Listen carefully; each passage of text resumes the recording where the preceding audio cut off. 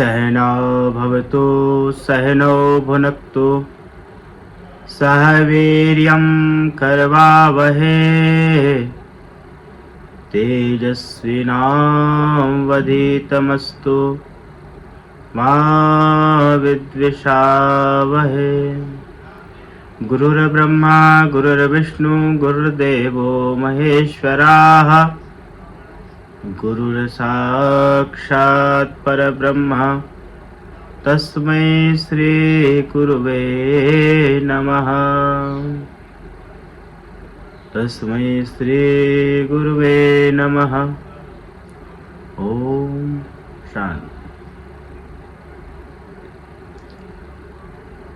आइए गीतामृतम स्वाध्याय के श्रृंखला में आप सबका स्वागत है। आज से हम जो 25 गीताओं का संग्रह है उनमें सबसे पहले अष्टावक्र गीता का स्वाध्याय प्रारंभ करते हैं।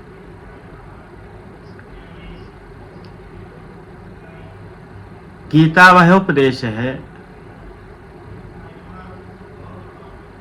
जो आत्मज्ञान से जोड़ करके ऋषियों ने, गुरुओं ने, अवतारी महापुरुषों ने अपने शिष्यों को आत्म कल्याण के लिए उपदेश किया, आदेश किया। तो ऐसे ही घटना एक बार की है। अष्टावक्र के जीवन की और राजा जनक के जीवन की। यूं तो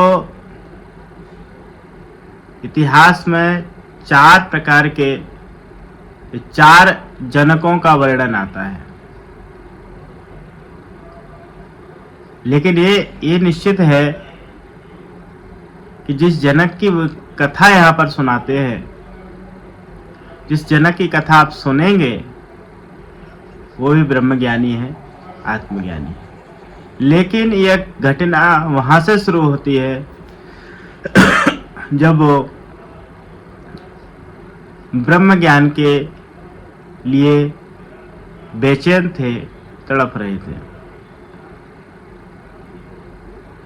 तो हम प्रारंभ करते हैं उस अद्भुत घटना को कि जो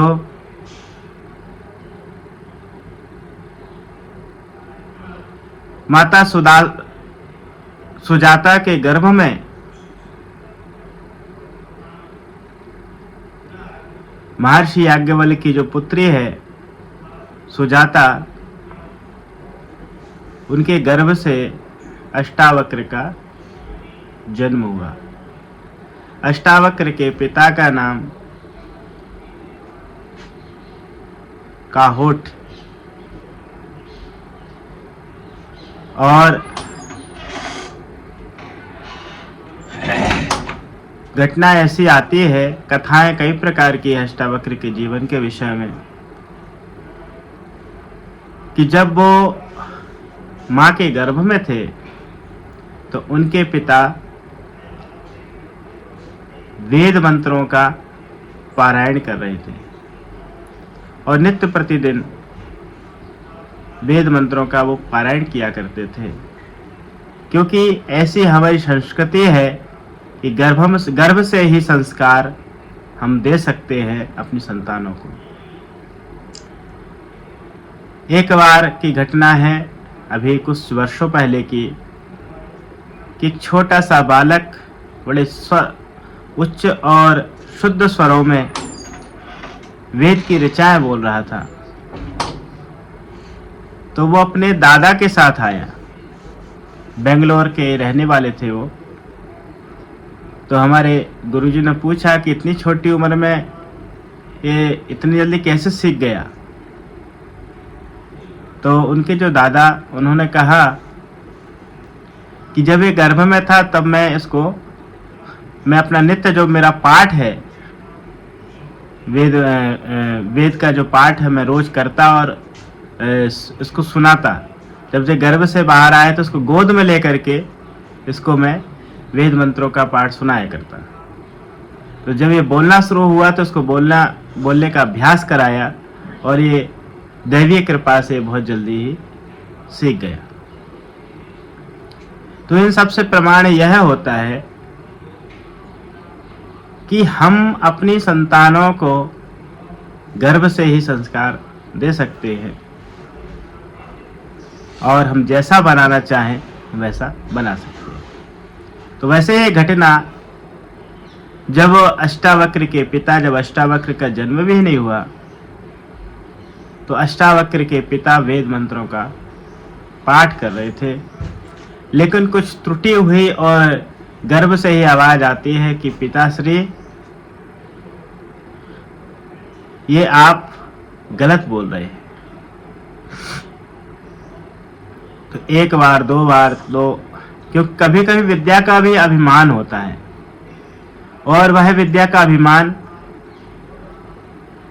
तुम्हें अनर्थ नहीं कराता, हमको अनर्थ लगता है, वो अनर्थ नहीं कराता। कुछ न कुछ घटना घटित होनी रहती है ऋषियों के माध्यम से, संतों के माध्यम से, विद्वानों के माध्यम से।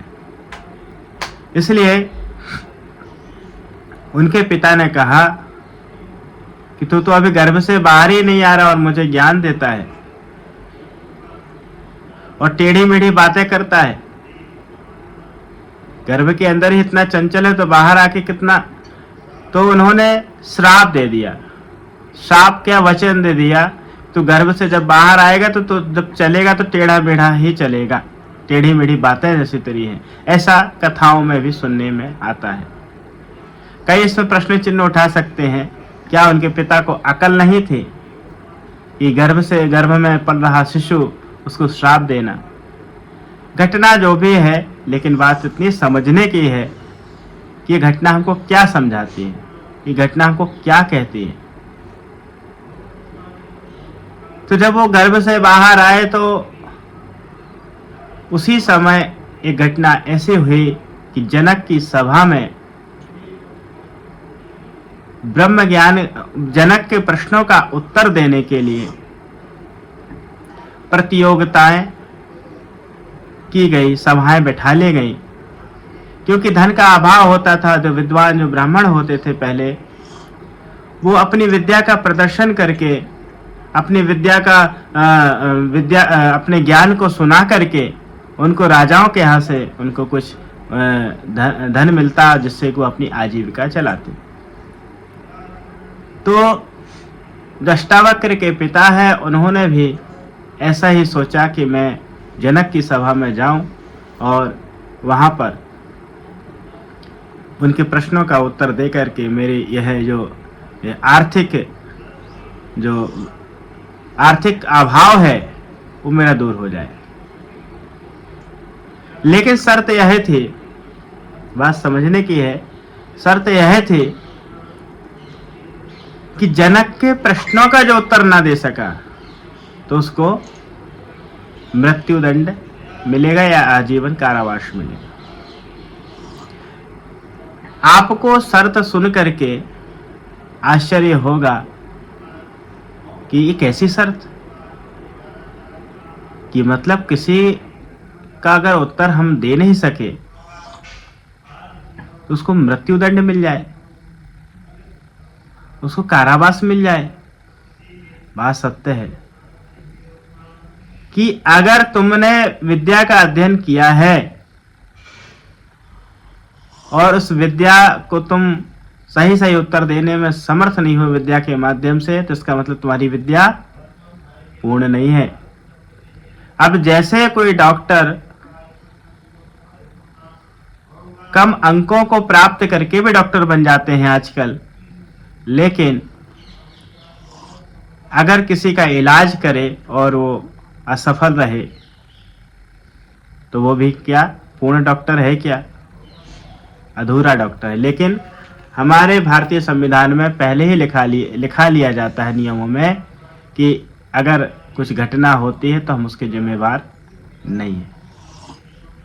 लेकिन पहले ऐसा नहीं था।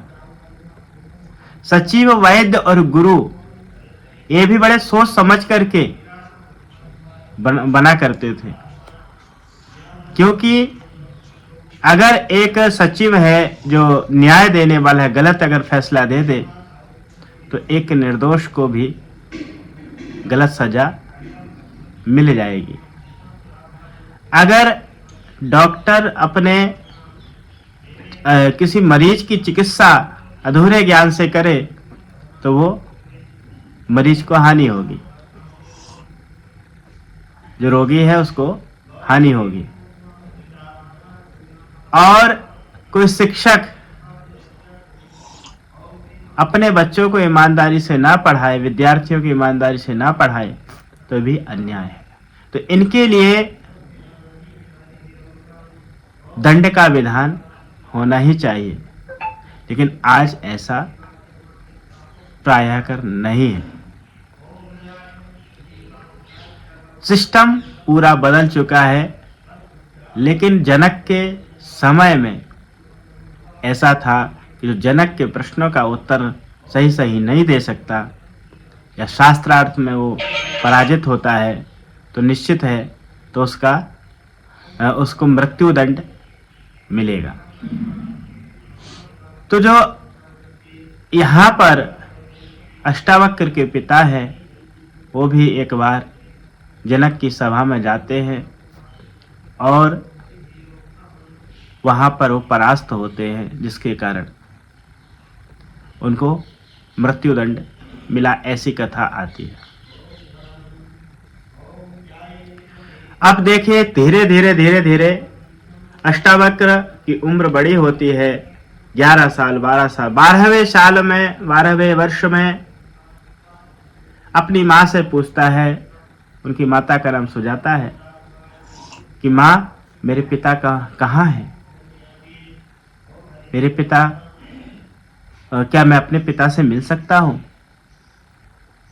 तो माँ इतने वर्षों तक छिपा रखी थी तुम्हारे पिता कहाँ है, लेकिन जब बालक बड़ा हुआ उसने पूछा मेरे पिता कहाँ है, तो माँ ने कहा तेरे पिता को मृत्युदंड मिला। बोले कैसे मिला? बोले कि वो जनक की सभा में और आचार्य वंदी के प्रश्नों का उत्तर, आचार्य वंदी से उन्होंने जनक के सारे प्रश्नों का उत्तर वो ना दे सके, और जो आचार्य वंदी हैं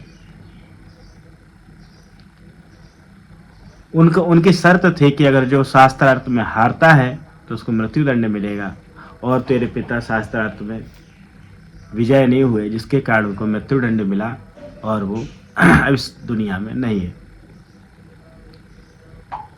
घटना बड़ी अद्भुत है।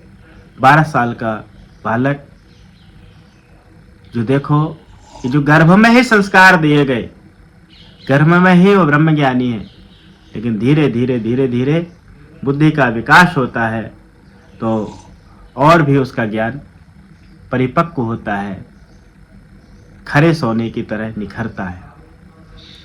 12 साल का बच्चा बोलता है कि माँ मैं जनक की सभा में जाऊंगा, मैं जनक की सभा में जाऊंगा और सारे प्रश्नों का उसके उत्तर में शास्त्रार्थ करूंगा। तो माँ मना करती है कि तो सुजाता के जो पिता है वो उनके शिक्षा गुरु भी है अष्टावक्र के, तो उनके पास पहुंचाया कि एक बार अपने गुरु से तो आज्ञा ले ले। तो गुरु ने भी समझाया कि अभी तो तू बालक है, लेकिन गुरु को पता है कि मेरे शिष्य में कितनी योग्यता है, क्योंकि ज्ञान के लिए कोई उम्र नहीं है,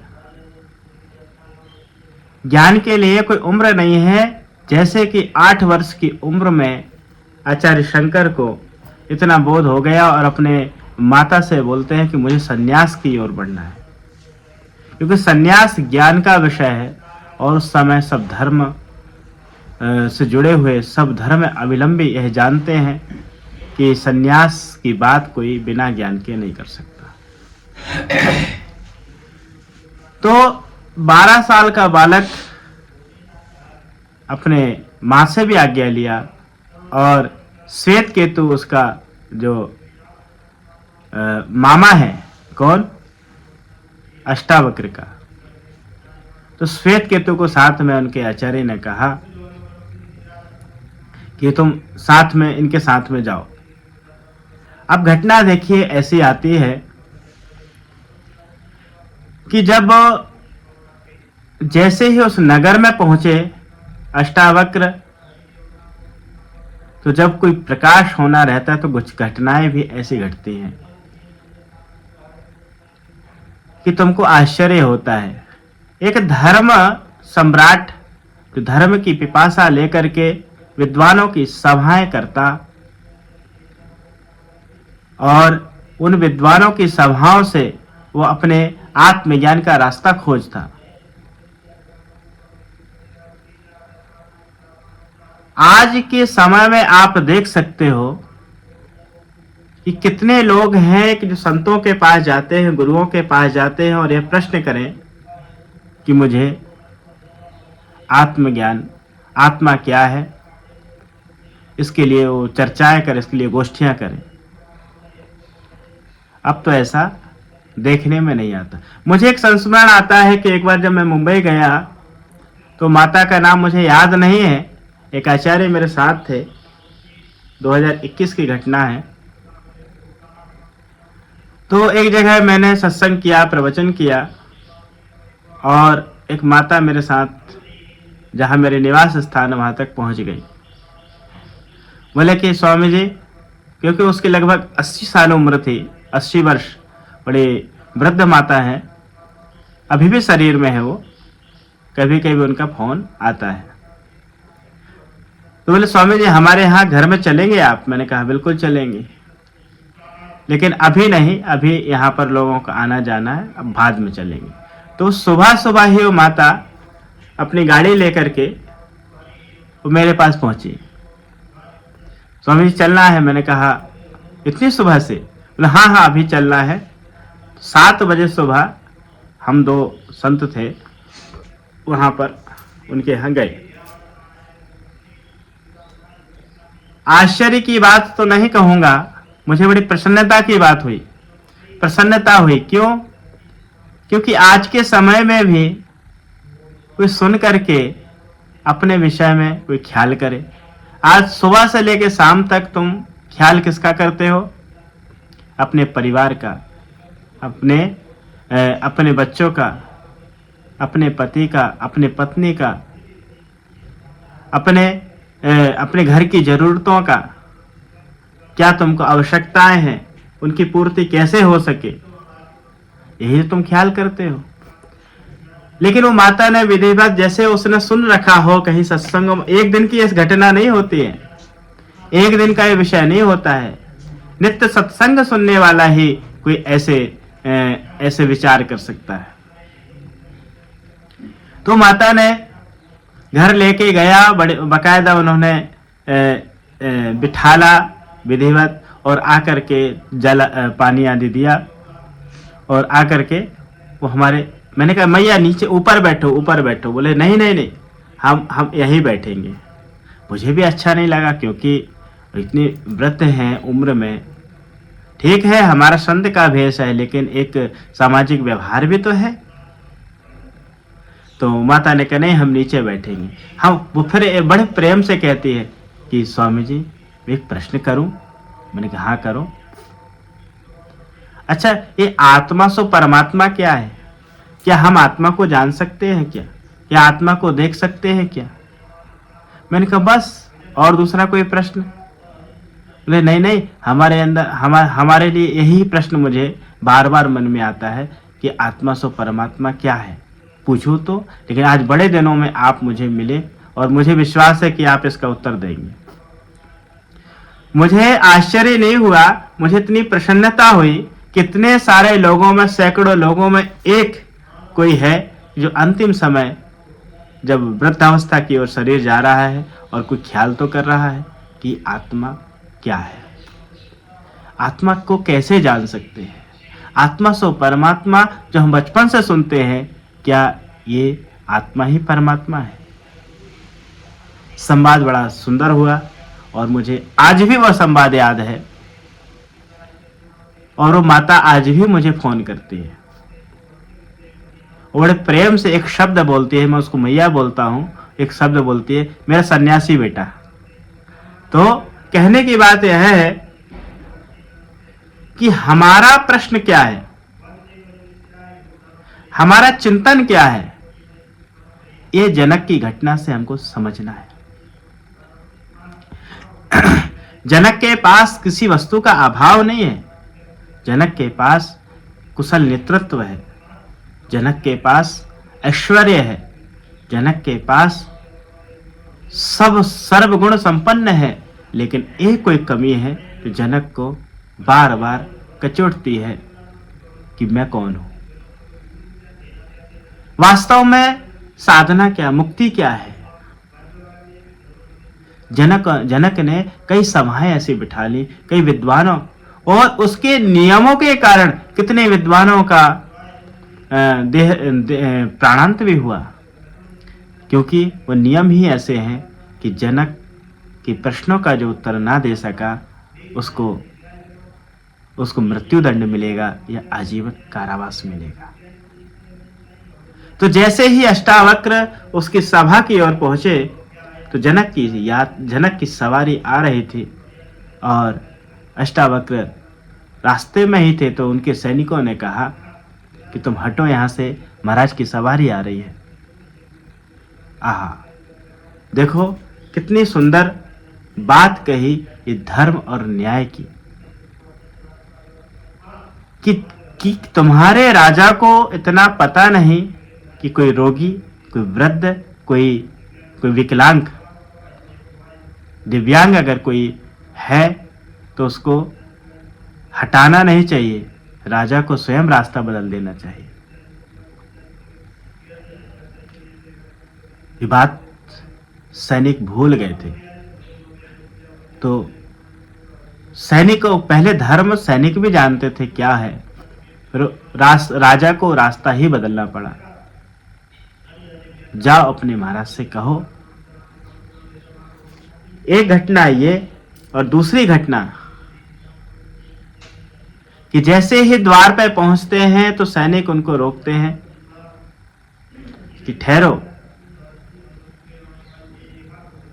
और सैनिकों ने जब रोका तो उन्होंने कहा नहीं मुझे जाना। कहां जाओगे? बोले शास्त्रार्थ सभा में जाऊंगा, जनक की सभा में मैं प्रतिभागी बन करके आया हूं।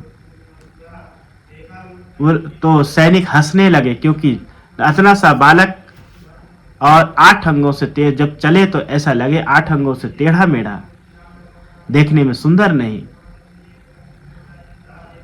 और क्योंकि आज विद्वत्ता की पहचान भी सुंदरता से होती है।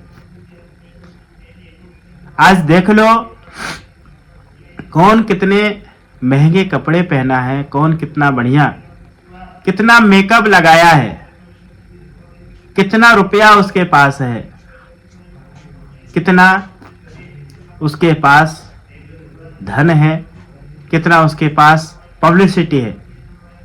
हम उनके ही फॉलोवर बनेंगे। लेकिन यहां ऐसा नहीं है। अष्टावक्र 8 साल की उम्र में एक तो बालक दिखे, और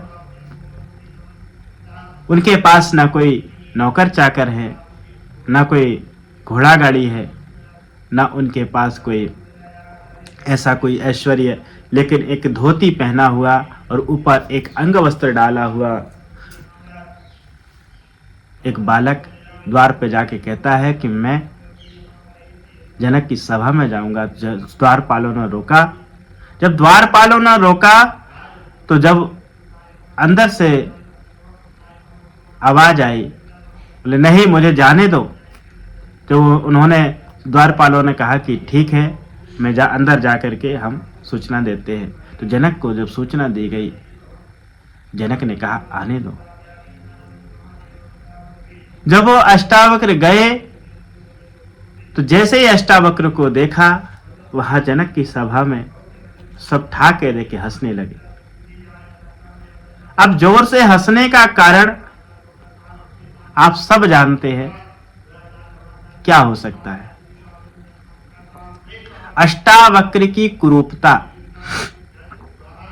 किसी के रूप को देख करके तुम हंस दो तो इसका मतलब तुम ज्ञानी नहीं हो। तो वहां अष्टावक्र जैसे सबने हंसा तो अष्टावक्र भी उनसे तेज आवाज में हंसे, ठाके देके हंसने लगे अष्टावक्र। तो जब अष्टावक्र हंसे तो पूरी सभा शांत हो गई। तो जनक ने कहा कि भगवान, यहां इनके हंसने का कारण तो मुझे पता चलता है, लेकिन आप हंसे इसका कारण मुझे नहीं पता चला। ये बात मुझे समझ में नहीं आई, क्योंकि अगर आपके ऊपर कोई हंस दे तो निश्चित है आप तुरंत गुस्सा हो जाएंगे, आप उस पर हमला भी कर दे, आप उससे नाराज हो जाएं, आप उसको कुछ 4 शब्द कह दे। क्यों? क्योंकि आपके ऊपर उसने व्यंग में हंसा, आपका उसने मजाक उड़ाया, इसलिए आप नाराज होकर के आप उसको कुछ ना कुछ कह देंगे, आपको गुस्सा भी आ जाएगा। लेकिन यहां अष्टावक्र को गुस्सा नहीं आया, अष्टावक्र और उल्टा ठाके देके हंसते हैं। तो जनक ने पूछा कि तुम्हारे हंसने का कारण क्या है? तो देखो अष्टावक्र बड़ा सुंदर उत्तर देते हैं, जहां से जनक की एक किरण ज्ञान की खुलती है, एक तंतु जो गांठ बंधा हुआ था जनक का वो खुलता है। अष्टावक्र ने कहा कि राजन, हमने तो सोचा कि यहाँ पर सब विद्वानों की सभा होती है प्रतिदिन, यहाँ विद्वानों की सभा, यहाँ सब समस्त ब्रह्मज्ञानी लोग हैं, लेकिन मुझे एक भी ब्रह्मज्ञानी यहाँ नहीं लग रहा है। बोले ऐसे कैसे? बोले कि यहाँ सब चर्मकारों की सभा है, यहाँ ये ब्रह्मज्ञानी नहीं है, ये चर्मकार है। बोले चर्मकार कैसे? ये तो सब ब्राह्मण जन है। तो क्योंकि शास्त्र का वाक्य है कि ब्रह्म जानाति ब्राह्मणा, जो ब्रह्म को जाने वही ब्राह्मण है। लेकिन यहां पर ये चमड़ी को देख करके हंस रहे हैं, चमड़ी को देख करके। कोई भी यहां पर न ब्रह्म को जानने वाला है, न आत्मा को जानने वाला है। राजन, यहां पर सब चर्मकार लोग बैठे हुए हैं कि चमड़ी को, जैसे कहते हैं कि पहले जूता बनाने वाला, अगर कोई व्यक्ति, उसका इतना अभ्यास हो जाता था कि उसका जूता देख करके वो बता सकता था कि इसका व्यक्तित्व क्या है, इसका स्वभाव क्या है। उसी प्रकार ये लोग हमारे टेढ़े मेढ़े शरीर को देख करके ये लोग हंसते हैं। इसका मतलब इनसे ज्यादा मूर्ख कौन हो सकता है, इनसे ज्यादा अज्ञानी कौन हो सकता है, कि जो आत्मा को ही नहीं देख सके, जो आत्मा को नहीं जान सके, वो अज्ञानी नहीं तो कौन है? जो चमड़ी को देख करके व्यक्तित्व का पता लगाते हैं, वो चर्मकार नहीं है तो कौन है? राजन, यहां कोई ज्ञानी नहीं है। जैसे ही अष्टावक्र ने इस बात को कहा तो जितने वहां पर उपस्थित थे सब शर्म से सर झुका लिए, और राजा जनक तुरंत, जैसे उनके अंदर एक क्षण के लिए प्रकाश की किरण जागी, और अष्टावक्र के चरणों में आके दंडवत साष्टांग प्रणाम करते हैं कि ये तो बड़ा विशेष बात आपने कही, और ऐसी बात कहने का सामर्थ्य कोई साधारण व्यक्ति पे नहीं हो सकता, कोई ब्रह्मज्ञानी पे ही हो सकता है। लेकिन शर्त यह थी कि इस शास्त्रार्थ को पूर्ण करना है। तो जो वहां पर आचार्य बंदी था, जो मिथ्या अहंकार में चूर चूर था, उसे शास्त्रार्थ करने के लिए अष्टावक्र तैयार हो गए। अंत में शास्त्रार्थ खूब चला, लेकिन हमारी जो कथा है, हमारा जो विषय है, अब यहाँ पर आने का है कि जब राजा में आचार्य बंदी जब हार गए तो उनको मृत्यु दंड नहीं दिया। अष्टावक्र ने स्वयं कहा कि हारने वाले को मृत्यु दंड नहीं, उसके लिए उसकी विद्वत्ता के अभिमान टूट जाना है, उसके लिए शर्म की बात है। इसलिए उसको मृत्यु दंड से ज्यादा पीड़ा तब होती है जब वो शास्त्रार्थ में हार जाए, अपने प्रश्नों से उत्तरों से निरुत्तर हो जाए, तो उससे ज्यादा उसके लिए अपमान की बात क्या हो सकती है। इसलिए इसको मृत्यु दंड नहीं। तो राजा जनक तुरंत जब शास्त्रार्थ समाप्त हुआ तो राजा जनक दंडवत करते हैं, प्रणाम करते हैं कि हे भगवान, मैं आपको अपना गुरु स्वीकार करता हूं, मैं आपका शिष्य हूं। बात सीधी सी है कि जब हमारी और राजा जनक की जो बात है वो एक दिन की घटना नहीं है। राजा जनक ने पूरे जीवन इस पर विचार किया, जब जाकर के वो एक दिन में वो घटना घटित हुई कि वैसे कोई एक ऐसा महापुरुष उनको मिला जो उनके प्रश्नों का उत्तर दे सके, आत्मा का पता सही सही दे सके, आत्मा के विषय में सही सही बता सके। इसलिए जनक और अष्टावक्र का सुंदर संवाद इस कथा के माध्यम से आगे हम प्रारंभ करते हैं। तो जनक ने सबसे पहले अष्टावक्र को गुरु नहीं शिष्य बने हैं, क्योंकि हमें गीता भी इसका प्रमाण है, भगवत गीता, कि भगवत गीता में अर्जुन गुरु नहीं बनाता भगवान को, भगवत गीता में अर्जुन शिष्य बनता है, क्योंकि शब्द प्रमाण है। श्लोक कहता है कि शिष्यस्ते हम साधिमाम त्वाम प्रपन्नम, मैं आपका शिष्य हूं। ऐसा नहीं कहा अर्जुन ने कि नहीं आप मेरे गुरु हैं, नहीं, मैं आपका शिष्य हूं। इसलिए शिष्य बना जाता है, और उत्तम शिष्य की पहचान उसका समर्पण ही है। उत्तम शिष्य की पहचान उसका समर्पण है, जो अर्जुन के अंदर है, और वही समर्पण यहाँ जनक के अंदर है। क्योंकि अर्जुन की जो प्यास है दुख और बंधन, अर्जुन का जो अनुभव है उस समय दुख और बंधन, क्योंकि मैं अपनों को देख करके उसको दुख होता है और उस दुख को वो सहन नहीं कर पा रहा है, तब जाकर के अपने कृष्ण के चरणों में समर्पित होता है। और वही समर्पण यहाँ पर जनक का होता है अष्टावक्र के चरणों में। और जब अष्टावक्र कहते हैं कि राजन, ये तुम अपने प्रश्नों को हमसे कर सकते हो, तो सबसे पहले जो जनक का प्रश्न है, आपसे अगर प्रश्न करने के लिए अगर कहा जाए तो आप क्या प्रश्न करेंगे? अगर आपसे एक दिन की घटना है, शायद ध्यान होगा लातूर की घटना में, लातूर में एक परिवार में हम चरण डालने के लिए गए, और क्योंकि उन्होंने 3 साल पहले भी बुलाया था मुझे, 2 साल पहले, तो मेरे स्वामी एक रसानंद जी भी मेरे साथ थे। तो कहीं जैसे हम जाते हैं तो मेरा नियम है कि मैं 2 बातें बोलता हूं, या फिर अपने मन में कोई ऐसा विचार आता है तो उसको रखता हूं कुछ उपदेश के रूप में, या फिर मैं कहता हूं आप प्रश्न करो।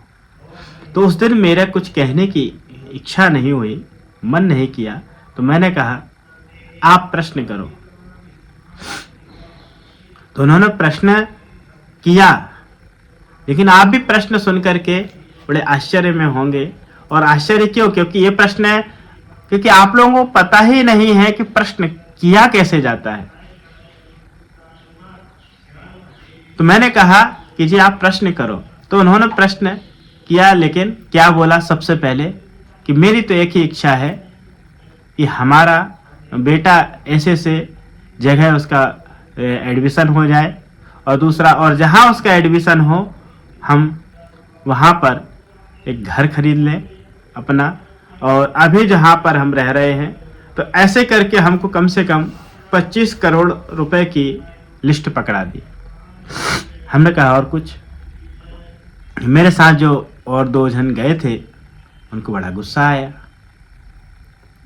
लेकिन मैंने इशारा किया, क्योंकि ये बात समझने की है कि हम संतों के पास जाते हैं, गुरुओं के पास जाते हैं अपनी कामनाओं को लेकर के।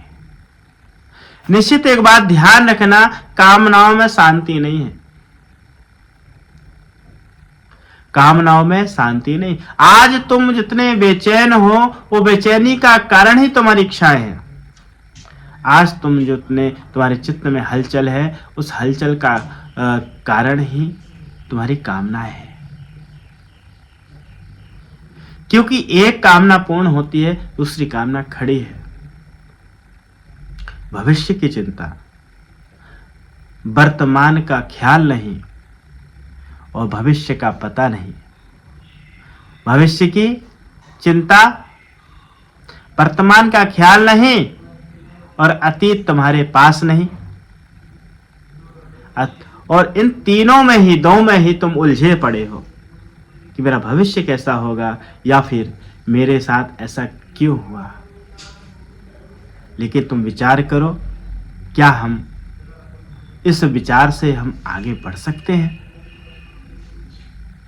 लेकिन तुम मंदिर भी जाने का अवसर मिलता है तो तुम कभी भी तुम शांति से बैठ नहीं सकते। तुम्हारी कामना तुमको उचेटती है, तुमको तुम्हारी हलचल, तुम्हारे चित्त में हलचल मचा रखी है, और वही कामनाएं, वही इच्छाओं के प्रति थोड़ा सा जनक जागते हैं, और उनसे निवृत्त होने के लिए, उन बंधनों से पूर्ण होने के लिए, बंधनों से पार होने के लिए वो खोजने में लग जाते हैं। अलग अलग विद्वानों को, अलग अलग आचार्यों को बुलाते हैं, उनसे चर्चा करते हैं, शास्त्रार्थ करवाते हैं कि इनसे मेरा कोई समाधान होगा। लेकिन वहां पर भी कोई समाधान नहीं हुआ, लेकिन संस्कार उनका दृढ़ था, उनकी इच्छा प्रबल थी, तो अष्टावक्र जैसे गुरु उनको मिल जाते हैं। तो अष्टावक्र से सबसे पहले प्रश्न करते हैं कि कथम ज्ञानम, पहला प्रकरण।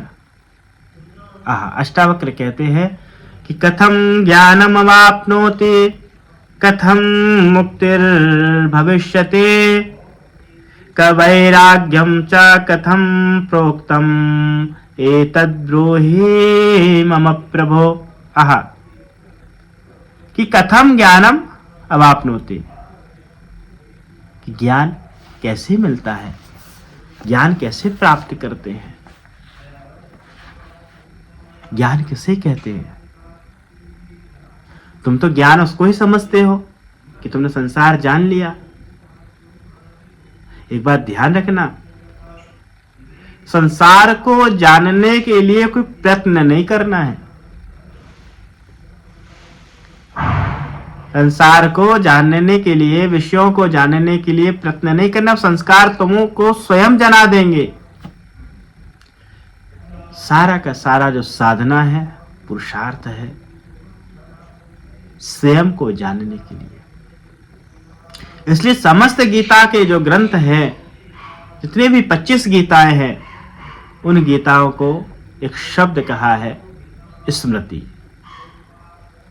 क्योंकि उन गीताओं में उपदेश ही यह है कि जो वो भूल चुके हैं उसको याद करा देना।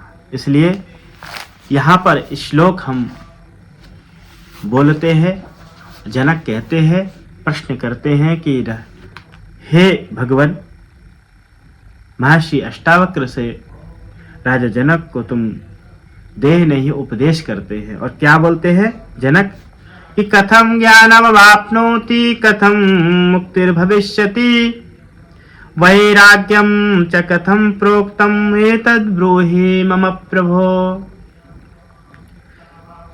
कि हे प्रभो, मम प्रभो, हे प्रभु, ज्ञान प्राप्ति का क्या उपाय है? अभी कभी आप सोचते हो ज्ञान प्राप्ति कैसे हो, उसका उपाय क्या है? लेकिन जनक कहते हैं ज्ञान प्राप्ति का क्या उपाय है? कथम मुक्तिर भविष्यति, और मुक्ति कैसे होती है? मुक्ति, मेरी मुक्ति किस प्रकार होगी? तो एक शब्द मैं कहता हूं कि आप लोगों को, मैं जहां तक अनुभव करता हूं कि आप लोगों को बंधन ही अनुभव नहीं होता तो मुक्ति किससे होना है? क्योंकि जब तक बंधन का अनुभव नहीं होगा तुम मुक्ति कैसे, जब तक तीखे का अनुभव नहीं होगा तो उससे मिठास कैसे तुम प्राप्त करोगे? मिठास को कैसे ढूंढोगे? ये अध्यात्म ज्ञान है, जो आत्मज्ञान है, ये मिठास से भरा हुआ है। आप जीवन भर विषयों की कड़वाहट को खा खा करके ग्रहण कर करके आप इतने आदी हो गए हो कि आप उन विषयों से निवृत्त ही नहीं होना चाहते, लेकिन कोई विरले ही है। इसलिए कहा है कि कश्चित धीरा प्रत्यगात्मानमेक्षत आवृत्त चक्षु अमृतत्वेक्षण। कोई धीर पुरुष ही है जो इन विषयों में रह करके और आत्मज्ञान के लिए प्रयत्न करते हैं। उस धीर पुरुषों में एक है जनक।